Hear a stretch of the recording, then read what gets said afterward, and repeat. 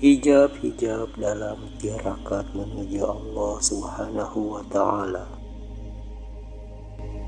Saudara yang bijak, apa yang pertama terlintas di pikiran saudara jika mendengar kata hijab?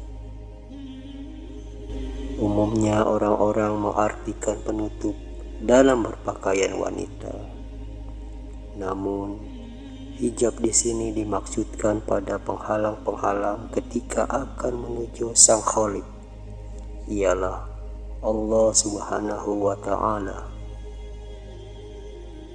Hijab umumnya diartikan sebagai penghalang dalam suatu usaha atau tirakat yang ia datang dari luar bagian kita. Namun, justru hijab ada yang menyatu sebagai bagian dari kita dalam ikhtiar atau tirakat kita. Pastinya, sulit sekali mengetahui kalau ia bersama kita dan bukan elemen yang ikut bersama kita untuk terwujudnya tirakat kita, tapi justru menyelinap untuk menggagalkan tirakat kita. Hijab disangkakan berada dalam dimensi yang buruk. Sadarilah saudara yang bijak, justru hijab berada di dimensi yang suci, yang bercahaya, ialah ia berada pada zikir kita, wirid kita. Saudara yang bijak, sadarilah bahwa kita memiliki hijab-hijab. Hijab tersebut bukan pada waktu kita melakukan hal maksiat atau keburukan, namun justru di waktu kita melakukan hal bersifat spiritual, kebaikan, atau yang suci, seperti cahaya, ilmu, amal. Mereka semua dapat menjadi hijab walau tidak semuanya negatif. Hijab dapat diturunkan menjadi dua bagian, yaitu hijab cahaya dan hijab kegelapan. Yang terberat dari kedua hal ini saat kita bertirakat menuju Allah Subhanahu wa Ta'ala ialah hijab cahaya. Justru bukan terletak pada hijab kegelapan, seperti kemaksiatan atau kejahilan. Begitu banyak hijab yang Allah miliki, jika diangkatkan ia berjumlah 70.000 hijab dari dua bagian tersebut. 70.000 hijab cahaya dan 70.000 hijab kegelapan. Bahkan saking begitu banyaknya, dari 70.000 hijab diturunkan lagi 70.000. Semakin mengetahui dan memahami bahkan meresapi akan hal ini, tidak sedikit dari kita atau mereka berputus asa dalam tirakatnya menuju Allah Subhanahu wa Ta'ala,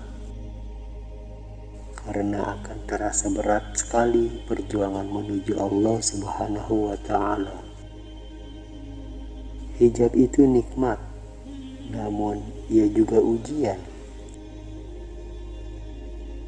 Dalam kenikmatan cahaya, ilmu, amal, kenikmatan berzikir, merasakan terkoneksi kepada Allah Subhanahu wa Ta'ala, justru menyelinap hijab.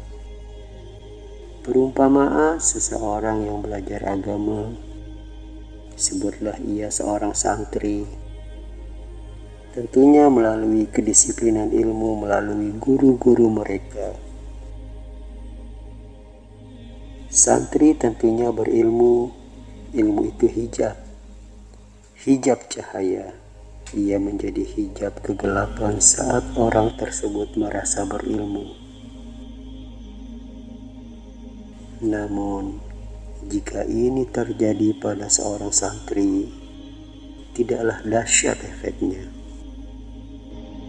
Kedahsyatan akan terjadi jika yang berucap seorang ulama. Jika ulama tergelincir, efeknya dahsyat. karena ia akan menggunakan dalil untuk membenarkan kekeliruannya. Hijab yang ada dalam ulama itu sudah berlapis-lapis. Dari 70.000 terdapat 70.000 lapis kegelapan. Jika ulama ini tidak memiliki mursyid, murabbi atau wali, ia tidak akan selamat. Keadaan inilah yang dialami oleh Imam Abu Hamid Al-Ghazali. Ia justru dikenal sebagai ahli fikir, ahli ilmu, filsuf. Bahkan di zaman itu tidak ada orang alim dari Imam Al-Ghazali. Apa yang ia alami? Hijab ilmu. Apa yang ia pelajari, apa yang ia katakan, apa yang ia jelaskan menjadi ilmu yang mustaqil.